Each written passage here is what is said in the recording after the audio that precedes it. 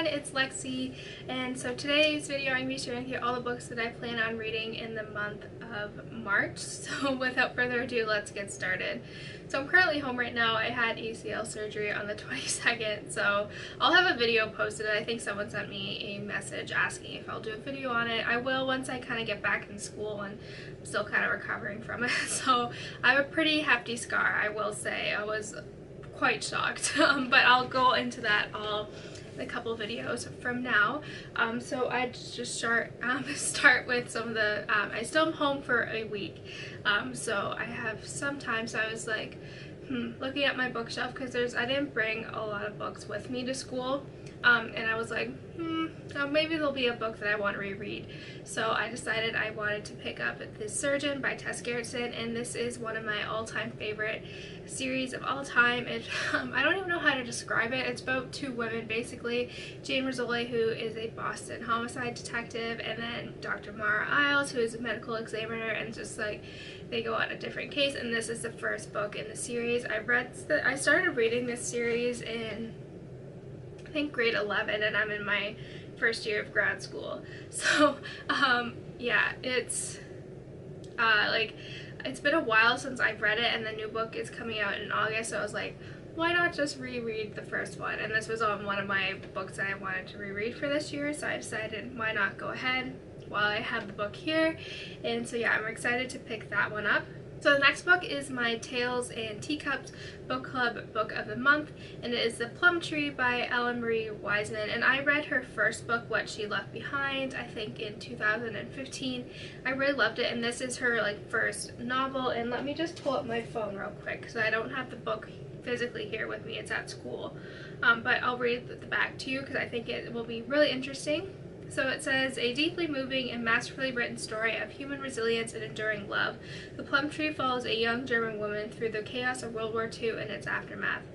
Bloom where you're planted is the advice Kristin has received from her beloved Uma, but 17-year-old domestic Kristin knows there is a whole wide world waiting beyond her small German village. It is a world she begun to glimpse through music and books, and through Isaac Burman, a cultured son of a wealthy Jewish family she works for. Yet the future she and Isaac dream of sharing faces greater challenges than the differences in situations. In the fall of 1938, Germany is changing rapidly under Hitler's regime. Anti-Jewish posters are everywhere dissecting talk in silence, and the new law forbids Kristin from returning to her job and from having any relationship with Isaac. In the months and the years that follow, Kristin will comfort Gestapo's wrath and the horrors of Dachu, I don't know how to say that, desperate to be with the man she loves, to survive, and finally to speak out. Set against the backdrop of the German home front, this is an unforgivable novel of courage and resolve in the inhumanity of war and the heartbreak and hope left in its wake. So I'm really interested to see this one. I've loved What She Left Behind and just how she described everything, so I think this one will be very heartbreaking, but I'm really excited to have finally picked this up. It's been on my shelf for a long time, and I just want to kind of go ahead and read it. So before my surgery, me and my sister went to Half Price Books because I had a couple books that I wanted to kind of trade in and all that, so you'll see that video coming up soon. And one of the books that I got was Still Life by Louise, and it's basically like a chief inspector type of novel, and this was a 4-time winner of the Agatha Award. So I'm really excited for this. It's basically so it's a chief inspector, Armand Gomchi, I don't know, it's French. His team of investigators are called to a scene of suspicious death in a rural village south of Montreal, and yet a world away. Jane Neal, a local fixture in the tiny hamlet of Three Pines, has been found dead in the woods on Thanksgiving morning. The locals are certain it's a tragic hunting accident and nothing more, but Guchami, I have to figure out how to say his name, smells something foul this holiday season. So I'm really excited to read this, especially because it takes place in Canada, so it'll be like, you know, from the homeland. But yeah, I'm really excited. I've heard really great things about this, and I was really happy to see it at Half Price Books because I could get it cheaper there than on Amazon, because I was already planning on getting it, and I had like a like a balanced suspense. So yeah, I'm really excited to pick this one up. I definitely will be picking it up soon. And then lastly, I have Between Sisters by Kristin Hannah.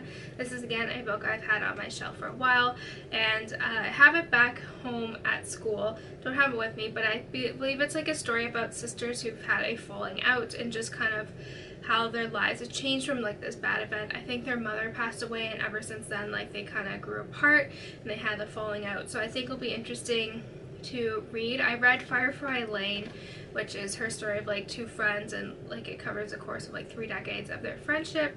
So I feel like this one will be equally as good. I don't think anything will top Firefly Lane, but she does a really good job at writing female books, or books that are centered around like female relationships, like The Nightingale and like Firefly Lane.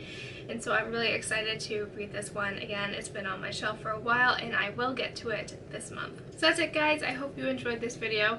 So please let me know if you're interested in participating in the Tales and Teacups book club. I'll have everything linked down below for the Goodreads and all that, and all the information will be in the down bar.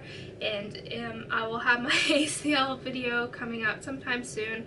I'll be coming back home to school on Saturday, so we'll see. I'm very tired at the moment, so yeah, I'm just gonna have to take it easy for a bit, but I wanted to film these videos for you guys. So yeah, don't forget to give this video a thumbs up, and I will see you next time.